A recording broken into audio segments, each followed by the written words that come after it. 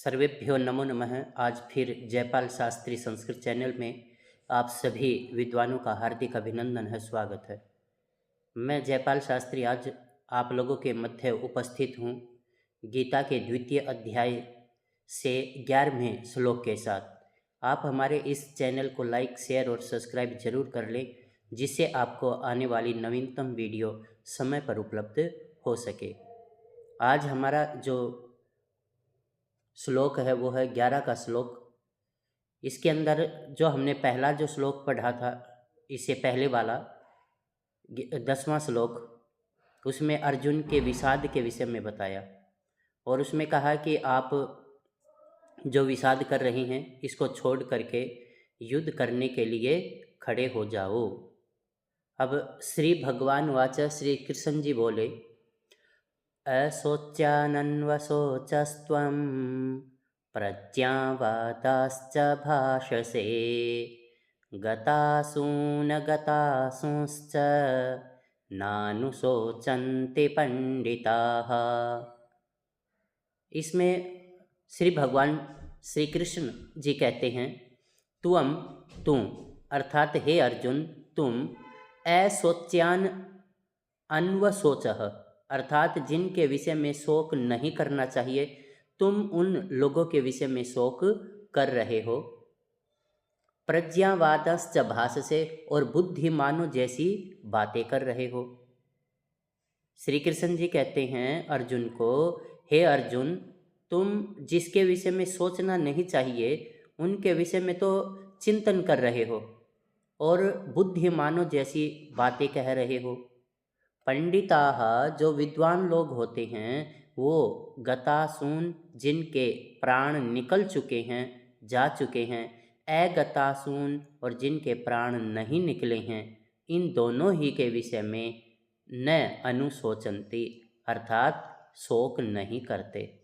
चाहे जिनके प्राण निकल चुके हैं या जिनके प्राण नहीं निकले हैं, इन दोनों ही विषयों के विषय में वो जो बुद्धिमान व्यक्ति हैं वो कभी भी शोक नहीं करते। इसका जो प्रसंग है वो प्रसंग देखिए। प्रस्तुत श्लोक श्रीमद् भगवद गीता के सांख्य योग नामक द्वितीय अध्याय से अवतरित है। कृष्ण सोचते हैं कि अर्जुन शरीर और आत्मा में भेद न कर पाने के कारण दुखी हो रहा है, अतः उससे कहते हैं, इसका सरलार्थ है ये, तू शोक न करने योग्य लोगों के प्रति शोक करता है और बुद्धिमत्तापूर्ण वचनों को बोल रहा है। विद्वान लोग निकले हुए प्राण वालों और न निकले हुए प्राण वालों के विषय में कभी भी शोक नहीं करते, कभी दुखी नहीं होते। इसका ये भावार्थ है। ये श्री कृष्ण अर्जुन को कहते हैं कि तू युद्ध में भीष्म आदि के ऊपर बाण चलाना उचित नहीं, ऐसी बड़ी समझदारी की बातें कर रहा है, परंतु जिनके लिए शोक करना निरर्थक है उनके प्रति दुखी हो रहा है। ज्ञानी व्यक्ति वही है जो जीवित अथवा मृत किसी के प्रति भी शोक नहीं करता। इसमें विशेष क्या बात है? प्रस्तुत श्लोक के साथ ही भगवान श्री कृष्ण का यहाँ पर उपदेश प्रारंभ होता है। नंबर 2, प्रस्तुत श्लोक में अनुष्टुप छंद है। आप पहले जो श्लोक था उसमें अनुष्टुप छंद के विषय में पढ़ चुके हैं, उसका लक्षण वहाँ पर बताया गया था। श्लोके षष्ठम गुरुर्जेयम सर्वत्र लघु पंचमम द्विचतुष्पादयोर्ह्रस्वं सप्तमं दीर्घमन्ययोः। तो ये लक्षण भी आप अपने परीक्षा में लिख सकते हैं। इससे आगे वाला जो देखिए 12 का श्लोक है, न त्वेवाहं जातु नासं न त्वं नेपे नेमे जनाधिपाः न चैव न भविष्यामः सर्वे वयमतः परम्। अब ये अन्वय है इसका। कहता है कि न तू एवं, न तो ऐसी बात है, अहम जातु कि मैं पहले पैदा नहीं हुआ हूँ, न त्वम ना तुम हो, न एते इमे जनाधिपाः, और न ये राजा लोग थे। न च एवं, और ऐसी भी बात नहीं है कि अतः परम वयम सर्वे न भविष्यामः, कि इसके बाद हम सब का जन्म नहीं होगा। तो यहाँ पर श्री कृष्ण जी अर्जुन को कहते हैं कि पहले मैं नहीं था या तुम नहीं थे, या फिर ये राजा लोग नहीं थे, ऐसी बात नहीं है। और ऐसा भी नहीं है कि इसके बाद हम सब नहीं होंगे, अर्थात हम फिर जन्म लेंगे। तो यहाँ पर इसका जो प्रसंग है वो देखिए। प्रस्तुत श्लोक श्रीमद् भगवद गीता के सांख्य योग नामक द्वितीय अध्याय से अवतरित है। भगवान श्री कृष्ण शरीर में स्थित आत्मा की नित्यता को बताने के लिए अर्जुन से कहते हैं। सरलार्थ है इस श्लोक का ये, न तो ऐसा ही है कि मैं किसी काल में नहीं था, अथवा तू नहीं था, अथवा ये राजा लोग नहीं थे, और न ऐसा ही है कि इससे आगे हम सब नहीं होंगे, अर्थात हम पहले भी थे और आगे भी होंगे। इसका ये भावार्थ दे रखा है यहाँ पर। श्री कृष्ण अर्जुन को समझाते हैं कि युद्ध में उपस्थित किसी के प्रति भी शोक उचित नहीं, क्योंकि जैसे मैं अनादि होने से सदा ही प्रत्यक्ष अथवा अप्रत्यक्ष रूप में रहता हूँ, ऐसे ही तुम और ये राजा लोग भी मेरा अंश होने के कारण सदा विद्यमान रहते हैं। तो इसमें विशेष क्या बात बताई है?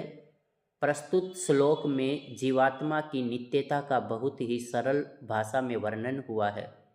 इस पद्य में अनुष्टुप छंद का प्रयोग किया गया है, जो हमने पहले श्लोक में भी देखा था। तो उसे आप बार बार दोहराएंगे तो वो उसका लक्षण याद हो जाएगा, और आप अपनी परीक्षा में इस लक्षण को लिख सकते हैं और बता सकते हैं कि जिसके प्रत्येक चरण में 8 मात्राएं हों, 5वां ह्रस्व, 6ठा दीर्घ और 7वां पहले और तीसरे चरण में दीर्घ हो, और दूसरे और चतुर्थ चरण में ह्रस्व हो, वो आपका अनुष्टुप छंद कहलाता है।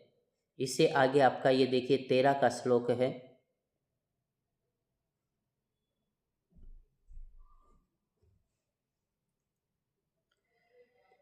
देहिनोऽस्मिन्यथा देहे कौमारं यौवनं जरा, तथा देहान्तरप्राप्तिर्धीरस्तत्र न मुह्यते।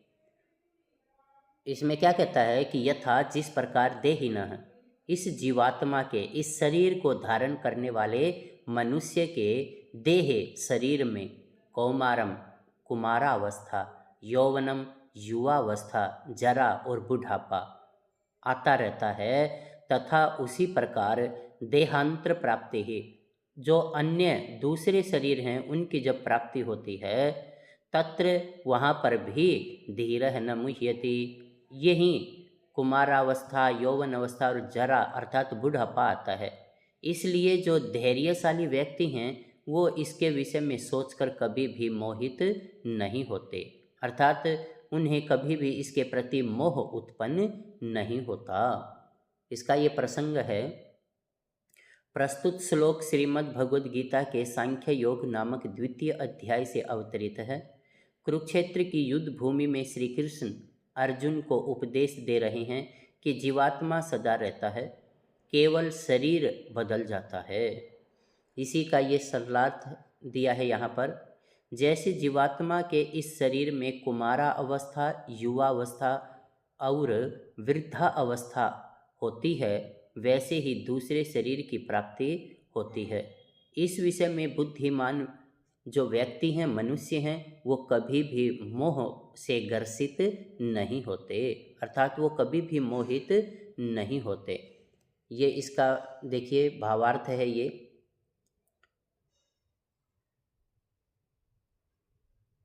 भावार्थ में क्या बताया है यहाँ?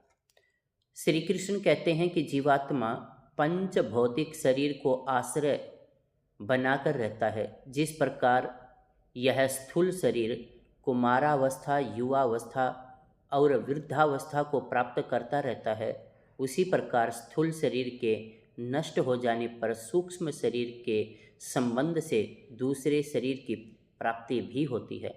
इसलिए बुद्धिमान व्यक्ति शरीर के नष्ट हो जाने पर दुखी नहीं होता। अर्थात वो कभी भी ये सोच करके कि भाई मैं अब कुमारावस्था में हूँ, युवावस्था में हूँ या वृद्धावस्था में हूँ, ऐसा सोचकर कभी भी दुखी नहीं होता। तो ये आपका 11, 12 और 13 3 श्लोक हमने आज पढ़े हैं। आप इनकी बार बार आवृत्ति करें, इस वीडियो को बार बार देखते रहें, तो आप लोगों को आपका ये जो विषय है वो अच्छी प्रकार से कंठस्थ हो जाएगा और आप परीक्षा में बहुत अच्छे से लिख पाएंगे। इन्हीं शब्दों के साथ आप सभी का बहुत बहुत धन्यवाद। जय तु संस्कृतम, जय तु भारतम।